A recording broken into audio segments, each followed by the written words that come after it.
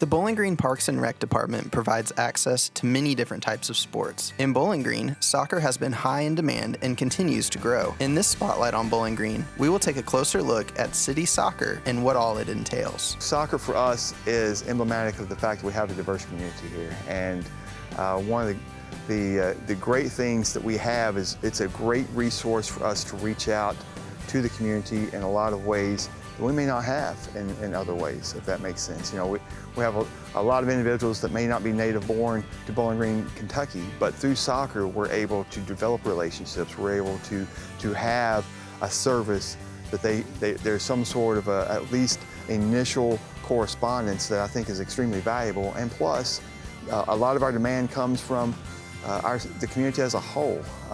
We have a burgeoning soccer interest in our community, and that it's irregardless of where those individuals of ethnicity, diversity, and all that. That is good because when you look at soccer as a whole, it's a great sport for our community to look out, and you're going to see our entire community represented, our entire community playing. So we think it's extremely valuable because of that, because we can come out, we know we can do a soccer complex that's going to meet capacity and is going to serve the entire community as well. Lover's Lane came up in the 90s. Okay, it was constructed in the 90s. I wasn't around in the 90s when actually I was around, but not in my current role. But I'm not sure they thought that the capacity would be met like it is today, because Lover's Lane was maxed out. So behind us, we have another 4-field plus complex at Preston Miller here with the Premier Grounds. And once again, we've already been met with capacity at this site. We have West End soccer field, and it's tough to keep people from playing enough to where we can keep grass on the field. And we have another, we're working on a futsal court, a small soccer field. It's going to be a turf field at Lambkin Park that we're constructing now.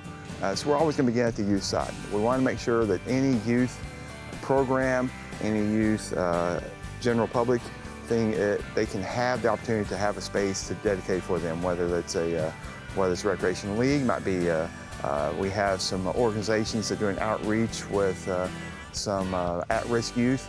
Whatever the case is, that's always going to be right in our wheelhouse. And then it spills over into adult play. And the crazy thing about soccer is that it's similar to basketball, is that you really never get too old. There's a lot of people who want to play soccer, and I'm not sure how old they are. They're up there, and that's great because, you know, they're competitive, they want to keep playing, and they're really good. And you know, for us, that's okay. And so that's the second tier of what we're trying to facilitate, is the desire to, hey, I want to keep playing after I'm a youth. I've graduated, I want to keep playing some stuff, and that's why we have a lot of interest because of that. We maintain all the city soccer fields. So we maintain all the soccer fields associated with Lover's Lane Soccer Complex, Premier Grounds at Preston Miller, where we are now, West End Soccer Field as well. Not to mention we have numerous other soccer fields, or at least goals in some of our other parks that are not necessarily soccer dedicated fields, but they're for free play and such. So we do all the maintenance requirements for that, and we work with a number of associations. The most long-standing relationship we've had is with Sky Youth Soccer Club, and that club has been doing recreation soccer for a number of years, and that's actually kind of the birth of Lover's Lane Soccer Complex, was in coincided with Sky Soccer Club. But there's other organizations that may offer some recreation and/or soccer opportunities, and we've worked with a number of community resources for that. The Sky Youth Soccer Club is one of the long-standing relationships the city has with an outside organization for sports. The league has teams of all ages and has both a spring and a fall season. Sky Soccer is an organization that started in '91. We've been around for almost 30 years, and we're really just trying to develop kids in the community in a safe environment, constructive environment, to develop their skills to be able to play in a highly, competitive league. Whether that's statewide, regional-wide, or even national-wide. So that is Sky as a whole. We have about 2,000 people in our league, and we have a different curriculum and different stages for all different age groups. We have a top soccer program that is actually for our disabled and disability players for all ages that come out here. We also have a Mighty Kicks program that we started a partnership with this season, ages 2 to 5, and in that scenario they are It's an introductory program and a curriculum that's developed specifically for that age group by a licensed coach and is ran through our staff.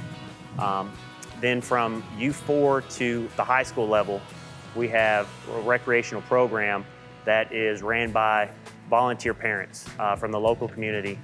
And from U5 to the high school, they're doing a training session and games on Saturday and Sunday at this complex.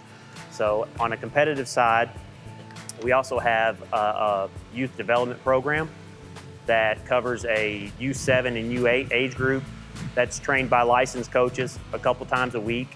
And those games are actually held here on Saturday. And then from U9 up to U18, you can actually be in a competitive academy program. You're practicing a couple times a week with a licensed coach, developing your skills, and you're playing in a league statewide or regional wide at that point. The registration for the recreational programs in the spring season starts and opens up in January, for the season to start in March and ends about when school ends at the end of May. Then we'll have a registration for the fall season that opens up in June, runs to mid-July. That season is currently going on. It started in August and will run until the end of October for recreational. On the competitive side, we have an open tryout at the end of May and beginning of June, depending on your age group. And that season runs about 9 months out of the year, starting from August, going through a winter indoor session, and then we'll actually continue until the end of May. Currently, we have about just under 1,300 on the recreational side, and then we have about 150 on the competitive side right now. Our spring numbers increase generally by about another 400 to 500 kids in the spring, which puts us close to about 2,000 kids that we're able to embrace and develop. So that, again, it makes us the largest sports club, soccer club in the state. The City Parks Department maintains numerous fields for the soccer teams and its citizens. The crew does everything from seeding the grass to cleaning facilities. The biggest soccer complex is Lovers Lane Soccer Complex, and here we have 9 irrigated Bermuda soccer fields, 3 of which have lights. In the back of the park, we have 12 acres of fescue soccer fields that are open year-round for free play. Preston Miller Park has the newly constructed Premier Grounds, which has 4 full-size Bermuda soccer fields, 2 of which have lights. And West End is a full-size soccer field, which also has lights. Some of the other facilities that we have are H.P. Thomas Park, which has 2 soccer fields that are located next to the dog park area. Lampkin Park has a soccer field located behind the playground. And we also are also in the process of building a futsal artificial turf field at Lampkin Park, which should be done in November. Kariakis Park has a field that's located behind the tennis courts, and Roland Bland Park has a soccer goal located next to the skate park. Without question, the biggest maintenance task we have is mowing. Lovers Lane's 85 acres, Preston Miller's about 55 acres. Granted, we don't mow all of it, but there's a lot of mowing, a lot of trimming, a lot of weed eating, a lot of blowing that goes into those parks. In soccer fields alone, we have about 40 acres of just soccer fields, so we have to mow those on a weekly basis. On top of that, we have tons of people who come through the parks through the weeks and especially on the weekends. And we have tons of trash that we have to pick up, bathrooms to clean, facilities to maintain, plumbing, electrical, turf care, all that has to be done on a weekly basis. Yeah, we have 2 main grasses for our soccer fields. We have fescue, which is a cool season grass, and we have Bermuda, which is a warm season grass. Overall, we do the same type of maintenance on both of them. The big difference is the timing of each. Fescue maintenance is done mainly in the spring and in the fall, and Bermuda maintenance is usually done in the summer.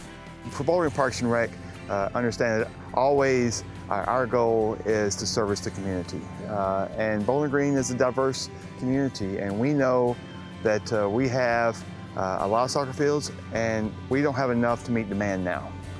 And it's one of those crazy things, like the more soccer dedicated spots we have, it is automatically met with capacity.